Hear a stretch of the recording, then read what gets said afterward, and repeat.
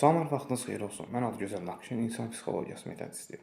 Bugünkü mövzumuz ondan ibarət olacaq ki, sırf bu video, yəni bu çəkiliş bakalavr təhsili müddətində, yəni 1-ci kursdan 4-cü kursa qədər nə etməli olduğunu bilməyən tələbələrə gəlsin. Bəzən baxırsan, bu qədər ölkədə hər hansı bir növ təcrübə proqramları elan olunur. Vakansiyalar yox, təcrübə. Və bəzi təcrübə proqramı olsun, Sokar Palmerindən digər özəl şirkətlərə qədər və ödənişlə müəyyən qədər məbləğ, 100-200 manat, hər nə qədər. Sən tələbəsən, bu yəni getməlisən və götürməlisən. Və nəticə etibarindən bundan da qaçırlar. Davamlı olaraq boş, bekar, baxırsan küçədə sürülənir. Sən ölərsən, yoxsa sən pis olarsan, geri bura qoşulsun. Böyle bir gələcəkdir də.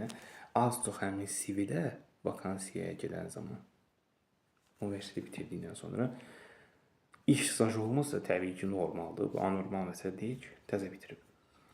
Amma o həmən özəl yaxud ödəniş məbləği təcrübə proqramlarının müsbət keyfiyyətlərini görəsən. Getmədiyin təqdirdə mənfi nəticələrini yaxud ziyanlarını görəsən.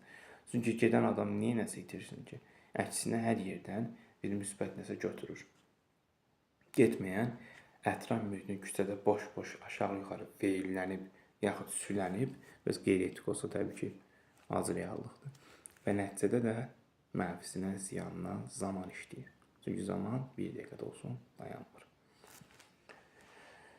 Xüsusən həmin tələbələrin anaları, anası, bacısı, qardaşı kim varsa, yəni bunların evində yönləndirmək istiqamətində təhsil istiqamətinə daha çox yönləndirin. Yəni, xüsusən tələbəçilik müddətində boş vaxtlar olur. Bəziləri kompüter kursudur, bəziləri il kursudur və s. Boş bekar qalan təbii ki, itirəcək. Bu qədər.